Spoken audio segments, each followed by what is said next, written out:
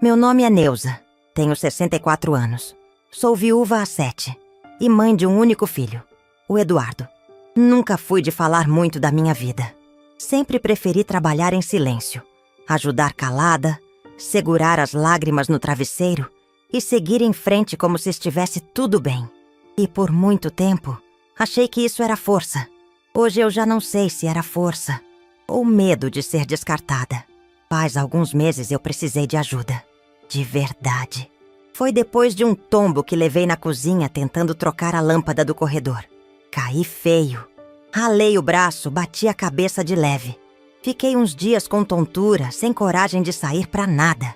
O fogão, que já estava ruim, pifou de vez. A geladeira tinha só água, arroz cru e umas frutas quase passadas. Eu não tinha forças pra sair nem pra cozinhar. E o dinheiro? A aposentadoria já tinha ido toda pros remédios. Foram 2 dias comendo só pão seco e chá. Eu me olhava no espelho e pensava, é só uma fase, vai passar. Mas o corpo tremia, a pressão caiu, a cabeça pesava. Foi aí que eu venci o orgulho. Peguei o celular e disquei pro Eduardo. Demorei pra apertar o botão de chamada. A mão suava. Eu não sabia como começar. Ele atendeu com a voz apressada. Oi, mãe. Tô no meio de uma reunião, pode falar rápido? Respirei fundo. Filho, desculpa te ligar assim, mas você podia passar aqui hoje? Tô precisando de alguma coisa pra comer. Nem que seja uma marmita, um PF. Silêncio. Do outro lado, ouvi um suspiro impaciente. Mãe, essa semana tá impossível. Tenho um monte de coisa pra entregar no trabalho, reunião até tarde. Pede um iFood. Eu não tô com dinheiro, filho. Então vê com a vizinha. Mãe, se fosse realmente grave, você dava um jeito. Eu não tenho como parar agora. Depois a gente se fala, tá? Desligou.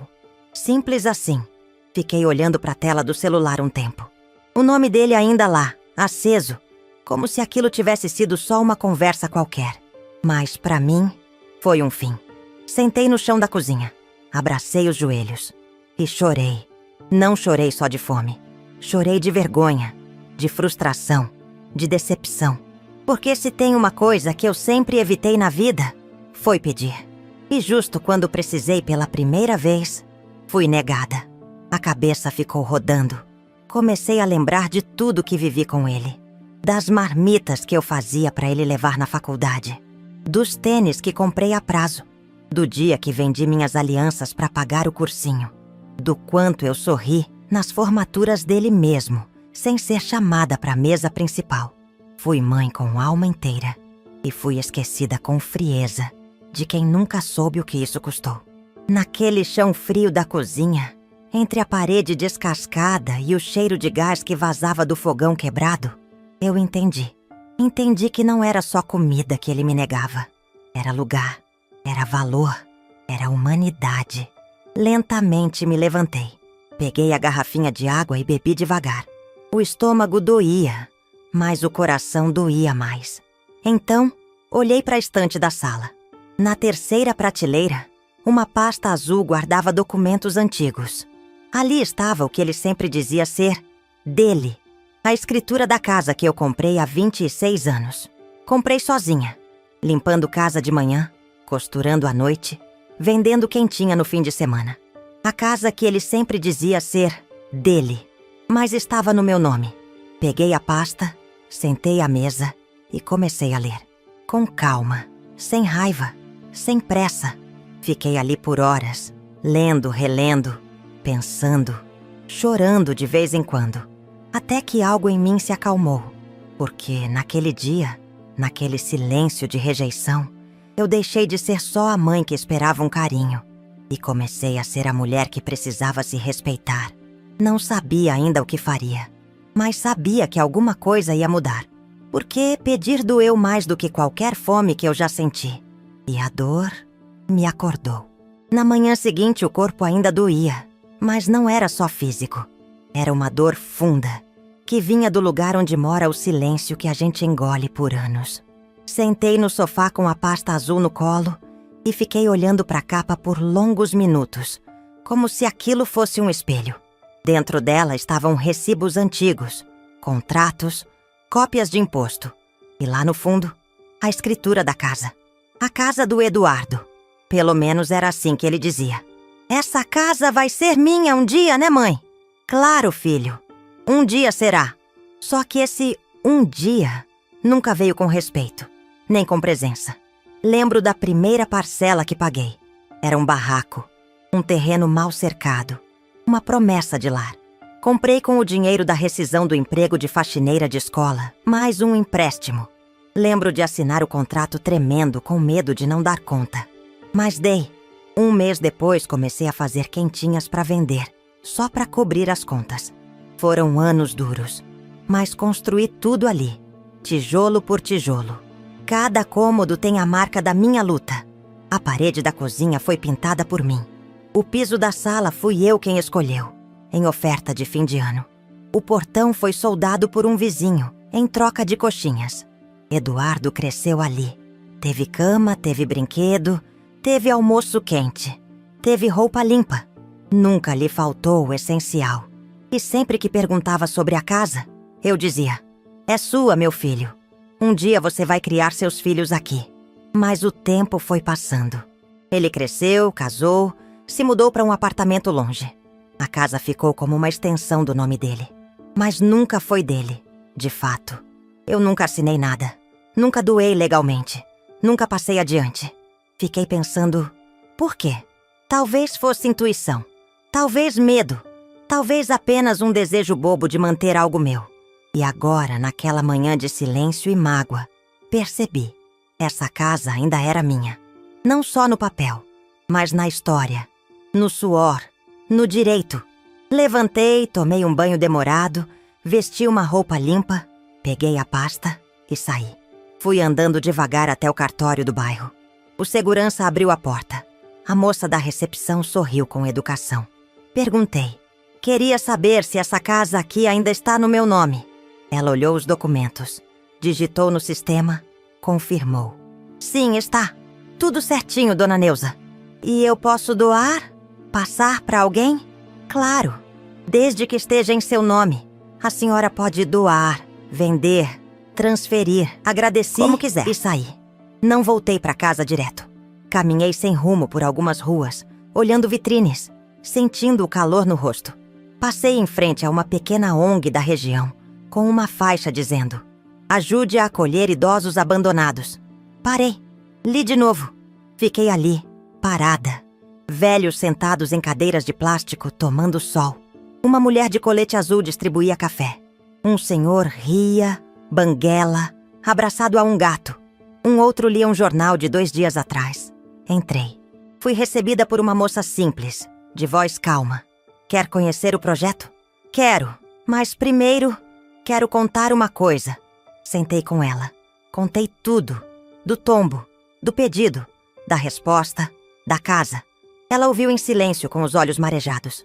A senhora tem todo o direito de fazer o que quiser com essa casa, disse. Pois então, eu quero doar. Ela arregalou os olhos. Doar? Toda? Assenti. E meu filho me negou um prato de comida. Que pelo menos essa casa sirva para alimentar quem realmente precisa. Ela chorou. Me abraçou. Voltei para casa leve. Estranhamente leve. Pela primeira vez em muito tempo, senti que estava fazendo algo por mim. Mesmo que fosse para entregar para outro.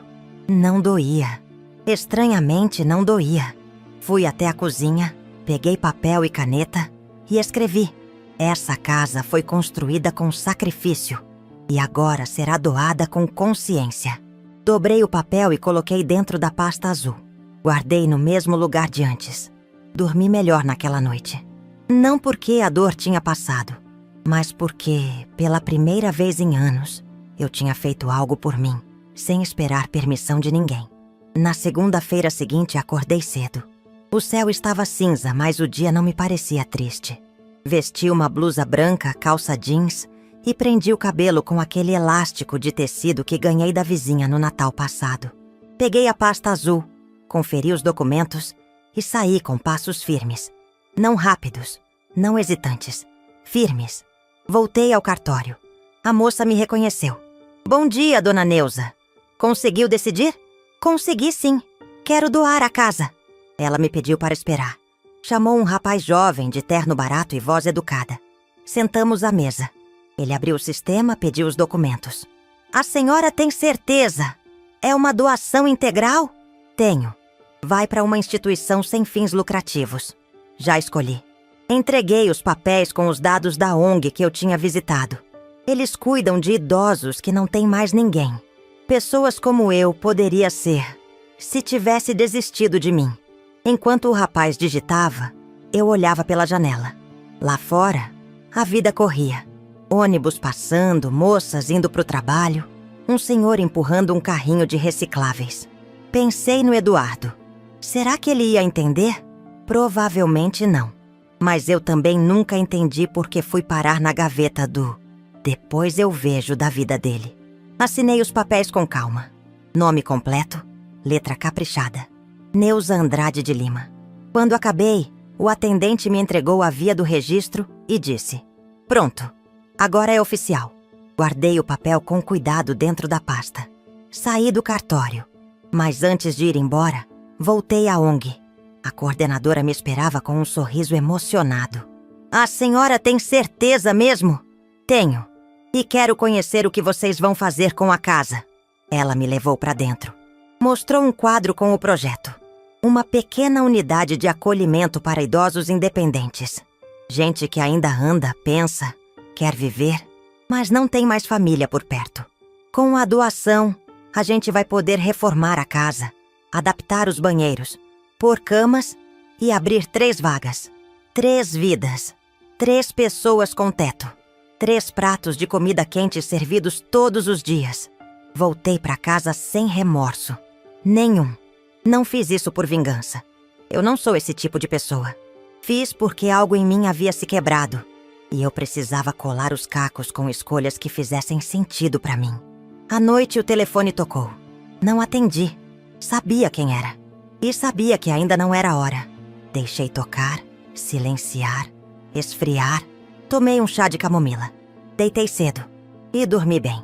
Nos dias seguintes, comecei a organizar a vida. Separei roupas, arrumei a estante, limpei os cantinhos esquecidos. Recebi a visita da vizinha, que trouxe sopa.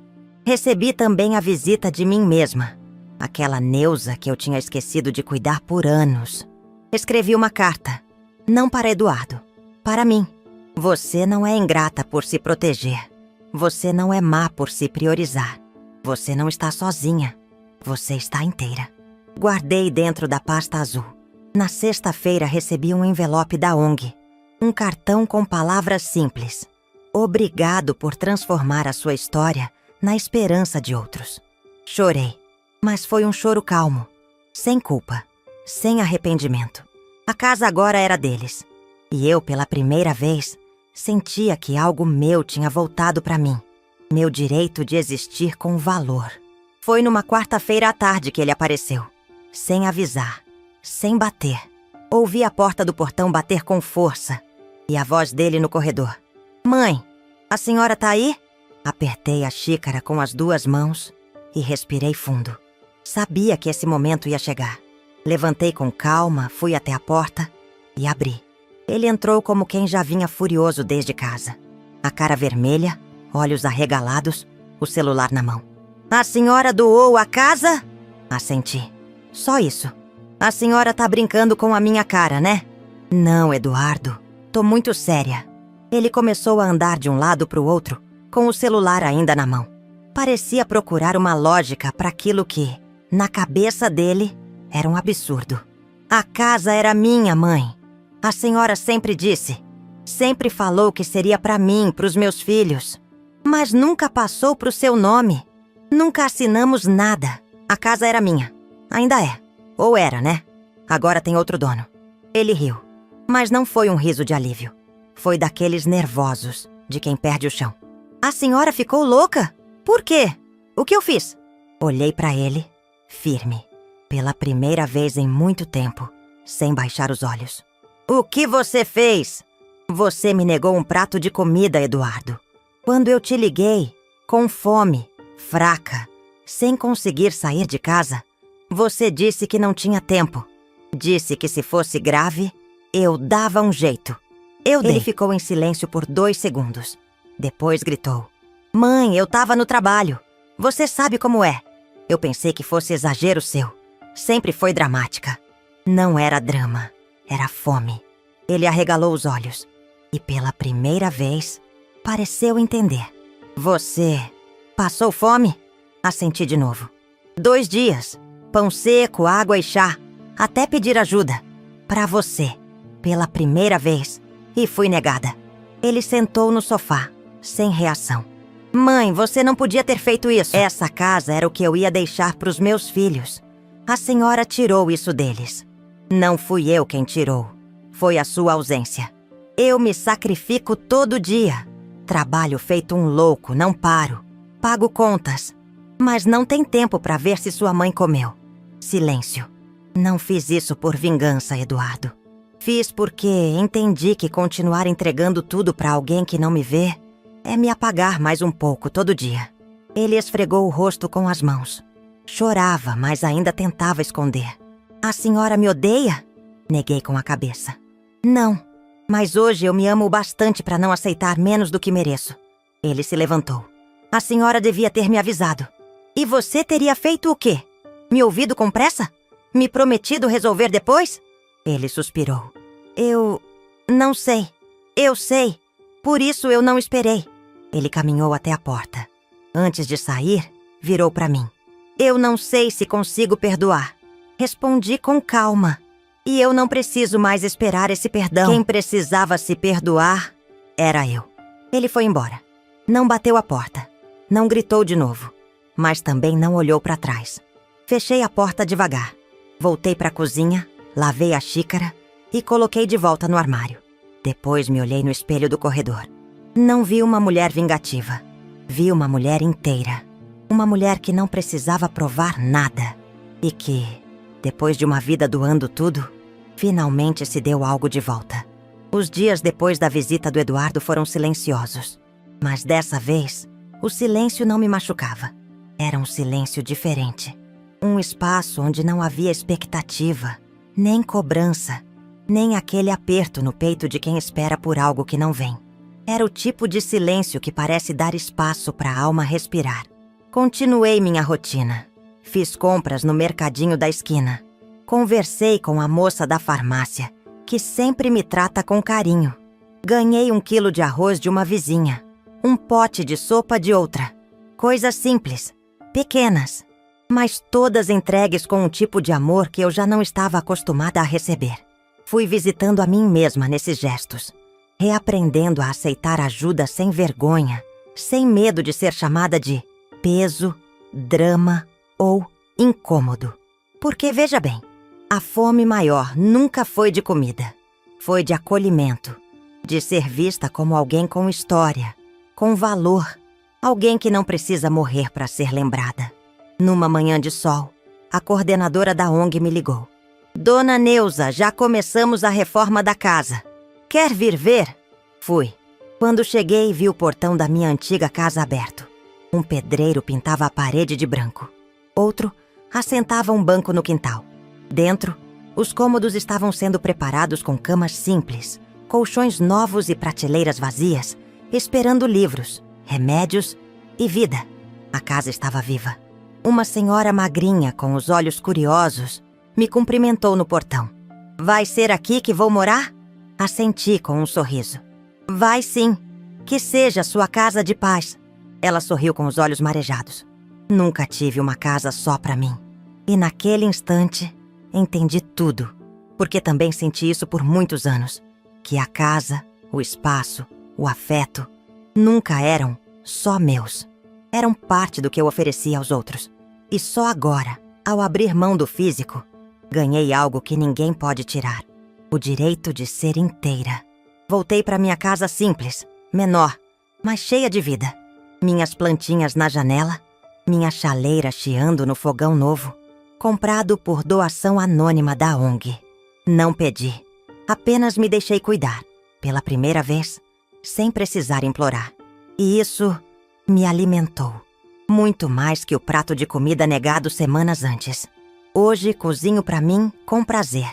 Faço arroz com feijão Corto o tomate com calma, tempero com alho e um pouco de alegria. Às vezes convido a vizinha, às vezes como sozinha, ouvindo música baixa.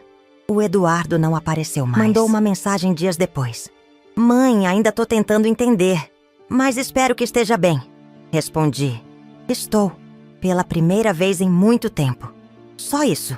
E estava. Não sou mulher de novela. Não vivo de reencontros que resolvem tudo. Mas também não sou feita só de perdas. Sou feita de sobrevivência. De amor que, mesmo cansado, escolhe florescer. Hoje olho no espelho e vejo rugas, marcas, história. Vejo a Neuza que por décadas foi só mãe de alguém.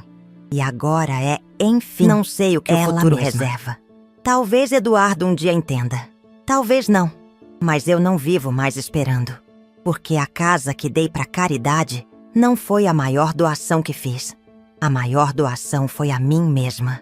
E nessa nova vida, comendo o que gosto, morando onde me cabe e sendo tratada com o respeito que sempre mereci, descobri o sabor mais raro de todos. O sabor de existir com dignidade.